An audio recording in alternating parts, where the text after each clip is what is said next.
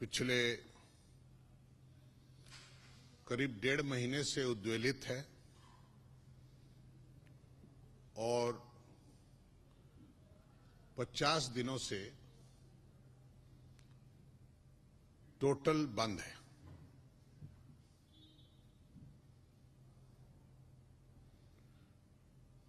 वहां के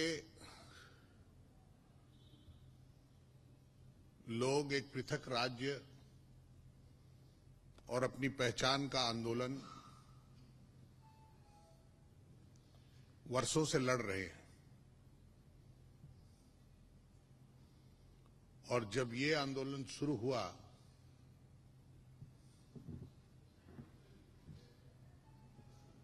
शुरुआत भाषा पर हुई थी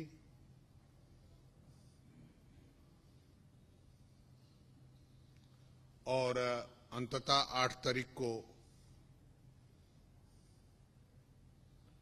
इस आंदोलन ने दूसरा रूप ले लिया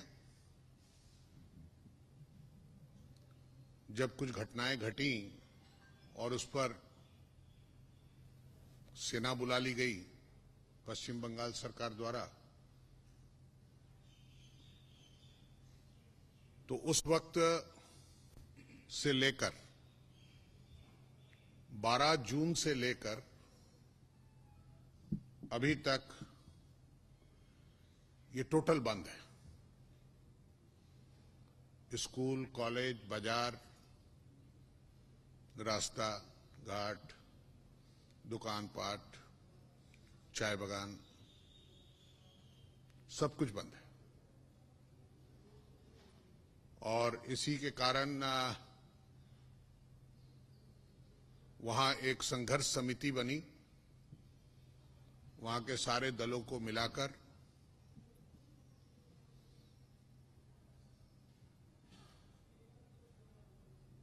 उसका नाम इन्होंने जीएमसीसी रखा, अर्थात गोरखालैंड मूवमेंट कोऑर्डिनेशन कमेटी, जिसमें 32 छोटे बड़े हर तरह के दल उसमें सम्मिलित हुए, जो इस कॉज को आगे बढ़ाना चाहते हैं।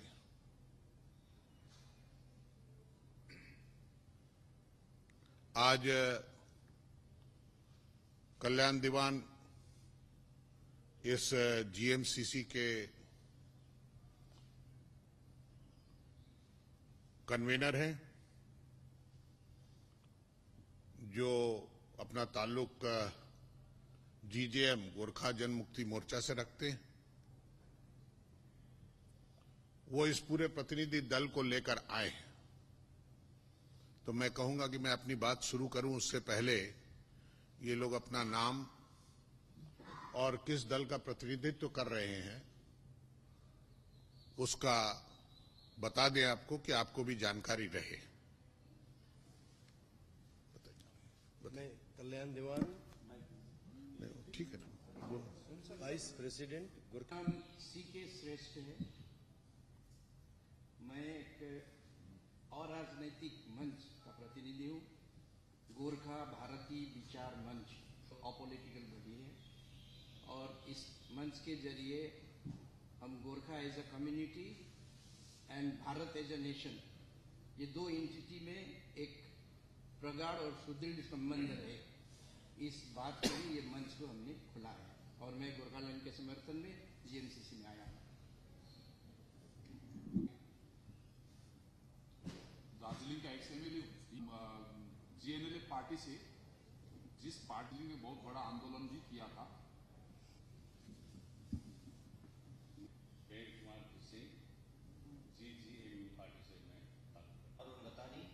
मैं communist party of revolutionary Marxist केंद्रीय कमेटी का सदस्य हूं और मेरी पार्टी बंगाल की जो लेफ्ट फ्रंट सरकार थी, उस लेफ्ट फ्रंट सरकार की अलग राज्य के मुद्दे पर गठन किया है। आरबी राय जी यहां पर एमपी भी रह चुके हैं और 1992 में जो नेपाली भाषा 8वीं 8 शेड्यूल में आया, उसके भी संबंध थे और उनको नेपाली भाषा दिलवाने में अपना भी योगदान मैंने डाला था। मैं हेमंत गौतम, गोरखा जनमुक्ति मोर्चा केंद्रीय समिति सांसद। गोरखालैंड राज्य निर्माण मोर्चा का अध्यक्ष हूँ और मेरे साथ में हेम छेत्री हैं, वो भी सेंट्रल कमेटी का मेंबर हैं। मैं कृषक कल्याण संगठन एक कृषक महासंघ है। मेरा नाम शांति कुमार शर्मा है। मैं दार्जिलिंग डिस्ट्रिक्ट कांग्रेस कमेटी एक नॉन पॉलिटिकल आए गोरखा लोग बाहरी हैं, गोरखा लोग ऐसे हैं वैसे हैं, उनकी सूचना के लिए कि जब हमारा संविधान बन रहा था तो जो कॉन्स्टिट्यूएंट असेंबली बनी थी उस वक्त पहले उसके सदस्य थे डंबर सिंह गुरुंग, पर 1948 में उनका देहांत हो गया। उसके बाद अरी बहादुर गुरुंग, कालिम्पोंग के रहने वाले, वो हमारी कॉन्स्टिट्यूएंट असेंबली के सदस्य बने। और अभी भी जब आप ये नीचे लाइब्रेरी स्पीकर्स के रूम के बाहर लाइब्रेरी में संविधान देखते हैं दस्तखत किया हुआ, उसमें अरी बहादुर गुरुंग का दस्तखत है भारतीय संविधान बनाने में। तो ऐसा कहना कि गोरखा लोग बाहरी हैं और अभी आए हैं, ये अनुप्रवेश करके आ गए, कब्जा करना चाहते हैं, अच्छी बात नहीं। खैर,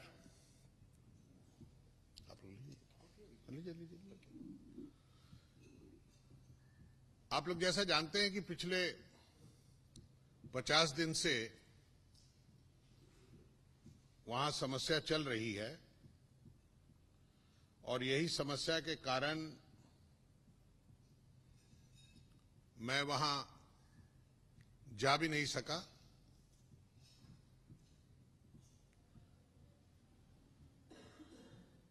पर जब जीएमसीसी की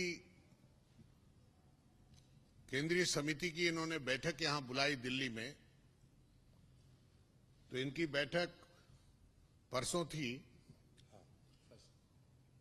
और कल भी ये लोग बैठे थे। तो कल देर शाम को इनका मैसेज आया मेरे को कि ये मेरे से मिलकर प्रधानमंत्री के नाम पर एक मेमोरेंडम देना चाहते हैं और वो चाहते हैं कि मैं उनके प्रतिनिधि के रूप में ये मेमोरेंडम प्रधानमंत्री जी के पास और माननीय गृह मंत्री जी के पास में पहुंचाऊं और बतौर सांसद के रूप में जो कार्रवाई करनी है उस पर, उसको मैं आगे बढ़ाऊं। और यही विश्वास लेकर वो लोग आज मेरे पास आए थे। तो मैंने सोचा कि मैं हमारे पत्रकार बंधुओं को भी सूचित करूं और उनको भी इस चीज की सूचना रहे। इनकी उपस्थिति में और आपके माध्यम से मैं कुछ अपील भी करना चाहता हूं। वो मेरी अपील ये है,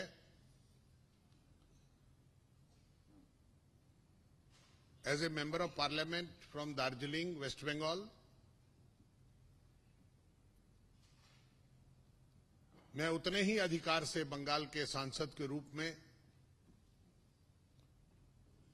बंगाल की मुख्यमंत्री माननीय सुश्री ममता बंदोपाध्याय जी को अनुरोध करना चाहता हूं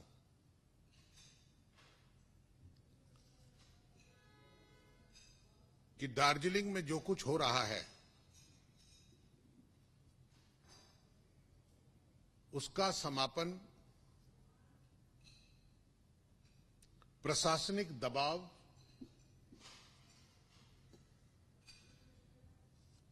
या पुलिस की गोलियों से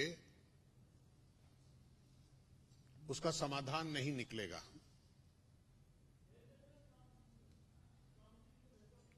और साथ ही साथ मैं इस पूरे आंदोलन में जुड़े हुए लोग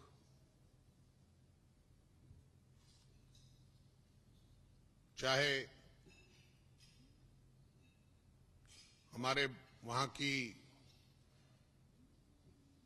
जो गोरखा भाई बहन हैं,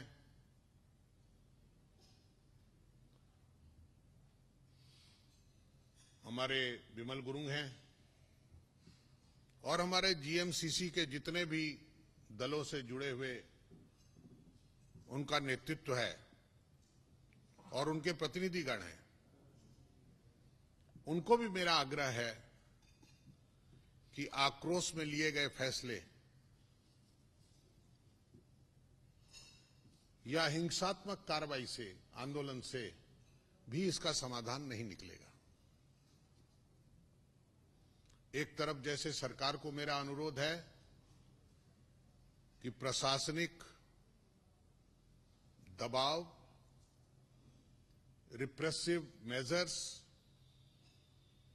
पुलिस की ब्रुटैलिटी, उससे नहीं निकलेगा तो उसी तरह अगजनी करने पर, बंद करने पर भी नहीं निकलेगा। हम लोग सब लोग राष्ट्र निर्माण के काम में जुटे हुए हैं। जो कुछ आप मांग रहे हैं या जो कुछ आपके सपने हैं, जो कुछ आप चाहते हैं, वो राष्ट्र निर्माण का एक हिस्सा हो सकता है। किंतु उन सब चीजों का समाधान एक गणतांत्रिक पद्धति अर्थात डेमोक्रेटिक प्रोसेस के माध्यम से पॉलिटिकल डायलॉग आरंभ करने से ही निकलेगा। और उसकी शुरुआत मेरी अपना जो पिछले 27 साल के संसदीय कैरियर में as a member of parliament जो मैंने सीखा है और जो देखा है और जिन चीजों का गवाह हूं मैं गवाह हूं सुभाष घिसिंग, ज्योति बासु और बूटा सिंह जी की त्रिपाक्षिक बैठकों का। मैं गवाह हूं बुद्धदेव भट्टाचार्य, तत्कालीन मुख्यमंत्री विमल गुरुंग और तत्कालीन गृह मंत्री की बैठकों के। और मैं गवाह हूं ममता बनर्जी, तत्कालीन गृह मंत्री पी चिदम्बरम और विमल गुरुंग जी का। और मैं गवाह बनना चाहता हूं पुनः ऐसे ही वर्तमान मुख्यमंत्री और वर्तमान गृह मंत्री और वर्तमान उद्वेलित लोगों के प्रतिनिधियों का कि वहां पर शांति बहाल हो। अर्थात मेरी डिमांड ये है कि आप जो 50 दिन से बंद पड़ा है उसको भी विड्रॉ करने की पहल करें। जो लोग आमरण अनशन पे बैठे हैं वो लोग भी अपना अनशन त्यागें, क्योंकि गोरखा समाज जब अपनी प्राणों की आहुति देता है तो राष्ट्र की एकता, अखंडता और सुरक्षा के लिए देता है। और यही कारण है कि गोरखा समाज अपनी ईमानदारी, अपनी वफादारी और अपनी जिम्मेदारी के लिए पहचाना जाता है। और मैं समझता हूं कि जिस वक्त कुछ विघटनकारी तत्व हो सकता है, ऐसी अवस्था का नाजायज फायदा उठाकर कुछ गलत कदम वहां पर उठा लें जिसके कारण गोरखा समाज बदनाम हो जाए, वैसी सुयोग हमें किसी को नहीं देना चाहिए। और हमारी कोशिश होनी चाहिए कि हम एक ऐसा माहौल बनाएं कि हमारी पॉलिटिकल डायलॉग आरंभ हो सके। हम एक ऐसा माहौल बनाएं कि उसमें हमारे डेमोक्रेटिक प्रोसेस आरंभ हो सके, कि जहां पर जो बहुलंबित हमारी मांगे हैं, जो हमारे ग्रीवांसेस हैं, जो हमारी शिकायतें हैं, उनके ऊपर चर्चा हो सके और उसका कुछ निदान हो सके। और ये तभी संभव है कि जब सबसे पहले वहां पर शांति बहाल हो। और आने वाले दिनों में हमारा राष्ट्रीय स्वतंत्रता दिवस आ रहा है 15 अगस्त, जो एक राष्ट्रीय पर्व के नाम पर कन्याकुमारी से लेकर कश्मीर तक और कच्छ से लेकर कोहिमा तक मनाया जाता है। और गोरखा अपने तिरंगा झंडा को सलामी देने में कहीं भी चूकता नहीं। और मैं समझता हूं उसके पहले ही आप सब लोग मिलकर एक निर्णय लेंगे, सही निर्णय लेंगे, जैसे कि वहां पर शांति बहाल हो सके और आप लोग सब जन मिलकर हमारा ये राष्ट्रीय त्योहार का पालन कर सके। और उसके साथ साथ भी आपको पता होगा कि इस बार 9 अगस्त को 1942 में गांधी जी के नेतृत्व में अंग्रेजों भारत छोड़ो का आंदोलन शुरू हुआ था। उसका 75वां साल है। और इस बार हम लोग चाहते हैं कि उस वक्त 9 अगस्त से लेकर 15 अगस्त तक हम तिरंगा यात्रा करें, लोगों को राष्ट्र के साथ जोड़ें, लोगों को राष्ट्र को के नागरिकों को तिरंगा के बारे में पहचान बताएं। और मैं समझता हूं कि इस अपील, जो मैं अपील कर रहा हूं, ये अपील मेरी दार्जिलिंग और दुआर क्षेत्र के सारे वासियों के लिए है, सारे लोगों के लिए है, कि वहां पर शांति बहाल करके हम एक ऐसा माहौल बनाएं कि पॉलिटिकल डायलॉग आरंभ हो सके और आगे की कार्रवाई चल सके। यही मैंने कहना था। वन उधर ना जा, आमा के जी उसको, आमा के जी इसको नहीं, मेमोरेंडम जो उन्होंने दिया है उसमें उन्होंने क्या लिखा है मैं कह देता हूं। ये कल्याण जी या और कोई पढ़ के सुना देगा। नहीं, पढ़ के सुनाना चाहते हैं आप, सुना ये मेरे को दे के जा रहे हैं ये है? नहीं, ये अभी तो ये पर्सनल कम्युनिकेशन है। वैसे तो मेरे ख्याल से ये भी पढ़ना अच्छा नहीं रहेगा, क्योंकि अभी जब तक पीएम साहब के हाथ में ना पहुंचे उसके पहले पढ़कर आपको सुनाने से क्या फायदा है। तो फिर मीडिया के माध्यम से बात हो गई ना, फिर तो हमारा भी औचित्य खत्म हो गया, इनका औचित्य भी खत्म हो गया है।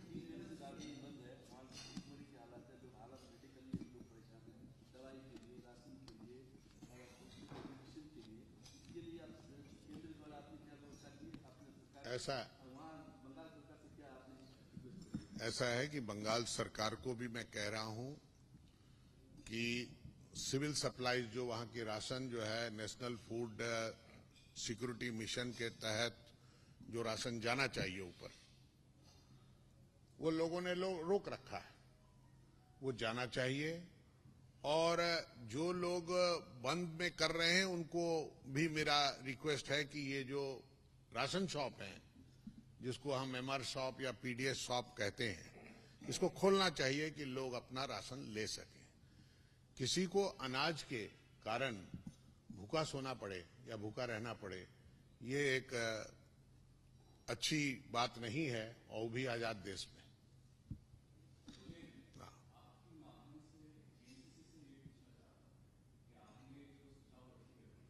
अरे भाई ऐसा है प्रसन्नजीत जी, मैंने सुझाव रखा है, अपील जारी की है, वो सिर्फ इन्हीं के लिए नहीं है। इनका तो मैं ये इनके उपस्थिति में अपील जारी की है, किंतु इसका फैसला ये अपने नेतृत्व से बात करके ही लेंगे।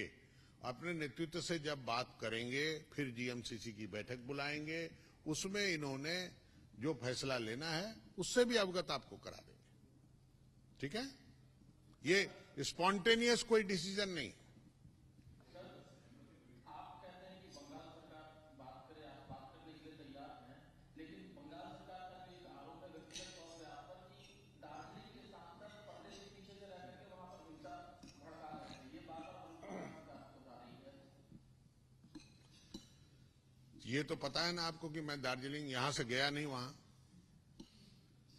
नहीं गया तो उसका राजनीतिकरण हुआ और कहा गया कि मैं ही आग लगा रहा हूं।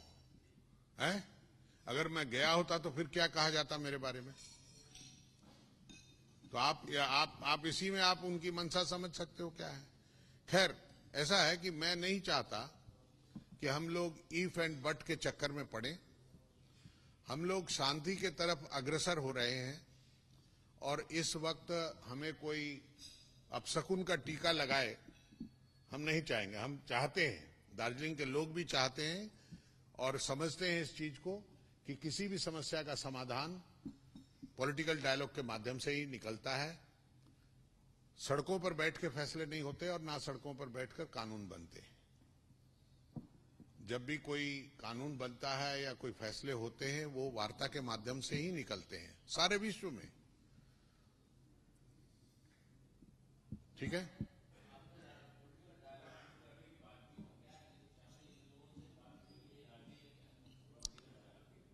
नहीं, जो आदमी सॉल्यूशन की तलाश कर रहा है तो पॉलिटिकल डायलॉग के लिए तैयार होगा ना। अगर जब हम आप किसी डॉक्टर से बात नहीं करोगे और कहोगे मेरा इलाज हो जाए, है? ऐसा नहीं होता ना। आपको तो डॉक्टर के पास जाना पड़ता है। नहीं, मैं तो इनका प्रतिनिधि हूं। डॉक्टर लोग तो बहुत बड़े बड़े सिविल सर्जन हैं।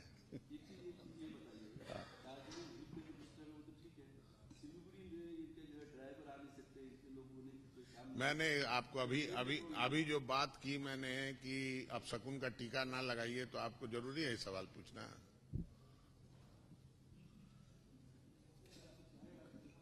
है? धन्यवाद। Thank you so much. ठीक है? क्या कुछ गलत बोल दिया? कुछ तो बोलना चाहिए था। इससे ज्यादा इनको बोल के फायदा नहीं है। सर ह्यूमन राइट्स को होना तय हो रही है सर। अच्छा, एक मिनट क्या हुई ह्यूमन राइट में बसीर हाल में जो हुआ एक मिनट। और दार्जिलिंग में जो है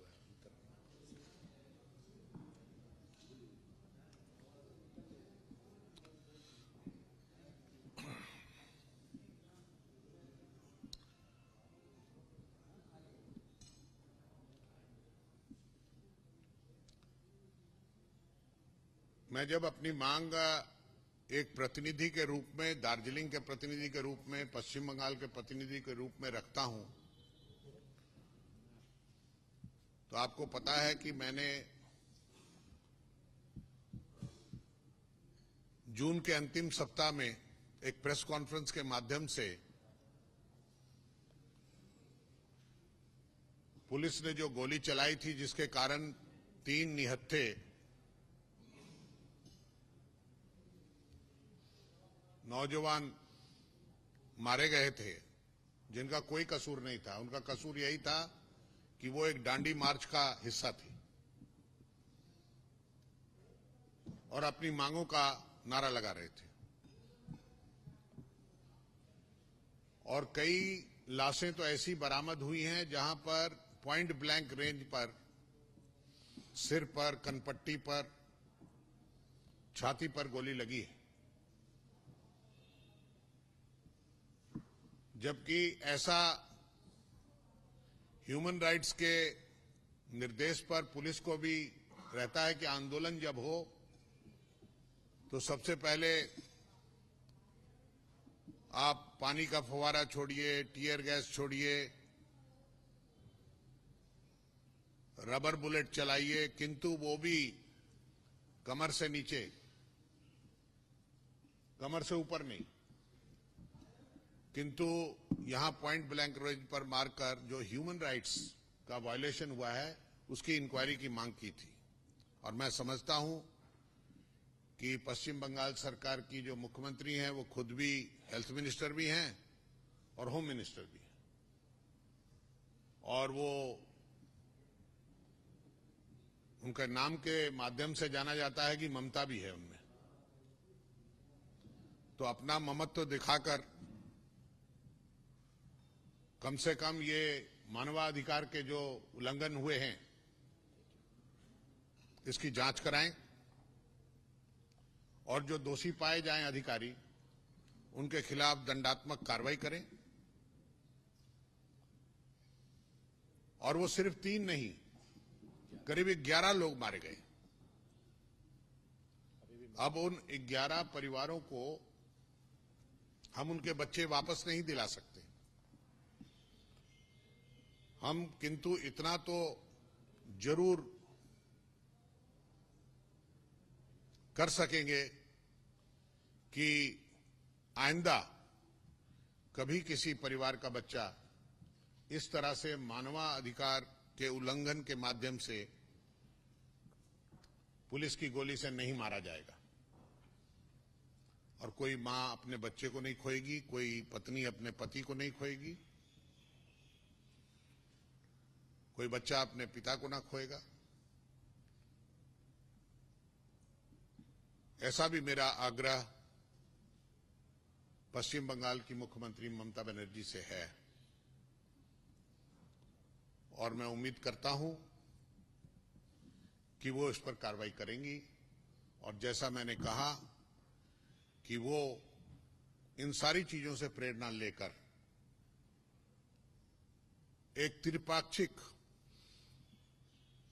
वार्ता आरंभ करेंगी, पॉलिटिकल डायलॉग आरंभ करेंगी कि इस समस्या का समाधान हो सके, वहां शांति बहाल हो सके,